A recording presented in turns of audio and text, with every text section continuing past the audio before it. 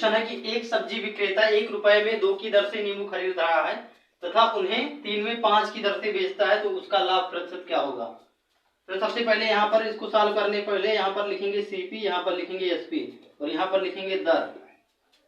इसमें लिखा है कि एक सब्जी विक्रेता 1 रुपए में 2 की दर से नींबू खरीद रहा है, यानी कि 1 रुपए में 2 नींबू खरीद रहा है, तो सीपी इसका 1 हो गया और कितना नींबू खरीद रहा है 2, ऐसे लिख देंगे। फिर आगे लिखा तथा उन्हें 3 रुपए में 5 की दर से बेचता है, यानी कि 3 रुपए में 5 की दर से 5 नींबू बेच रहा है, तो आपको बताना है कि उसका लाभ प्रतिशत क्या होगा। फ्रेंड्स लाभ परसेंट या हानि परसेंट तभी आप निकाल सकते हैं जब दोनों की क्वांटिटी सेम रहे, क्वांटिटी यानी कि मात्रा सेम रहे। यहाँ पर तो 2 बेच रहा है,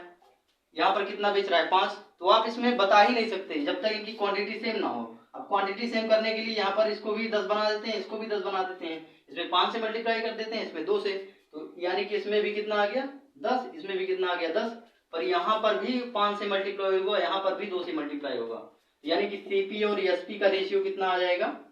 5 एकन्नम 5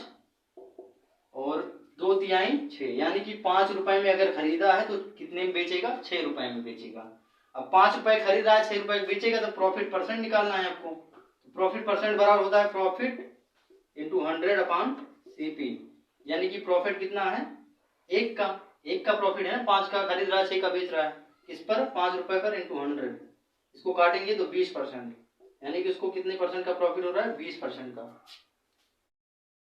क्वेश्चन है कि 100 पेंसिल बेचने पर एक दुकानदार को 20 पेंसिल के विक्रय मूल्य के बराबर लाभ होगा, तो उसका लाभ प्रतिशत क्या है। तो फ्रेंड्स इसका सॉल्यूशन देखिए,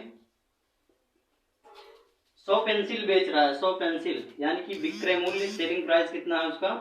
100 है, और 20 पेंसिल के बराबर क्या हो रहा है 20 पेंसिल के विक्रय मूल्य के बराबर लाभ हो रहा है, लाभ यानी कि प्रॉफिट हो रहा है, तो प्रॉफिट कितना हो रहा है 20 पेंसिल के बराबर, तो ऐसे लिख देंगे। अब आपसे पूछा है कि कितना उसका लाभ प्रतिशत क्या होगा, तो सबसे पहले एक चीज ध्यान दीजिएगा, 100 पेंसिल बेचने पर एक दुकानदार को 20 पेंसिल के विक्रय मूल्य के बराबर लाभ होगा, यानी कि अगर 1 रुपए की एक पेंसिल बेचेगा, 1 रुपए की एक पेंसिल, तो 100 रुपए की कितनी पेंसिल बेचेगा 100 पेंसिल। उसी प्रकार से अगर 1 रुपए का एक पेंसिल पर लाभ होगा तो 20 रुपए का 20 पेंसिल पर लाभ होगा। अब इसको सबसे पहले सॉल्व करने से पहले प्रॉफिट बराबर होता है selling price minus cost price, यानी कि 20 यहाँ पर ऐसे रहेगा और सेलिंग प्राइस कितना है 100 है, माइनस सीपी, ये उधर जाएगा तो 80 आएगा, सीपी कितना आ गया 80, जबकि एसपी कितना है 100। आपको प्रॉफिट परसेंट निकालना है, प्रॉफिट परसेंट बराबर होता है प्रॉफिट इंटू 100 अपॉन सीपी, यानी कि प्रॉफिट कितना है यहाँ पर 20 का इंटू 100 अपॉन सीपी कितना है यहाँ पर 80 का, तो 80 ऐसे लिख देंगे, 20 चौक 80, 4 से काटेंगे 25 बार में, तो 25% इसका क्या है राइट आंसर है 25%। 1 रुपए की 12 टॉफी बेचने पर एक व्यक्ति को 20% की हानि होती है, तो 20% का लाभ कमाने के लिए 1 रुपए की कितनी टॉफियां बेचनी चाहिए। यानी कि अगर यहाँ पर देखा जाए तो 1 रुपए की कितना टॉफी बेच रहा है 12 टॉफी, 12 टॉफी बेच रहा है कितने की 1 रुपए की, और उसको कितने परसेंट की लॉस हो रहा है 20% का, तो 20% का लॉस हो रहा है, यानी कि 100 में से 20 घटा देंगे तो 80% का बेचेगा वो, 80% में बराबर। अब सवाल में कह रहा है 20% का लाभ कमाने के लिए उसे 1 रुपए की कितनी टॉफी बेचनी चाहिए। 20% का लाभ यानी कि 100 पर 20 का लाभ 120% हो जाएगा,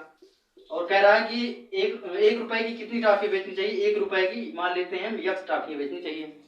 परसेंटेज से परसेंटेज कटेगा, 12 धनमा कितना होगा 120 और 10 अठे 80, यानी कि 1 रुपए की कितनी टॉफी बेचनी चाहिए 8 टॉफियां, 8 इसका क्या है आंसर।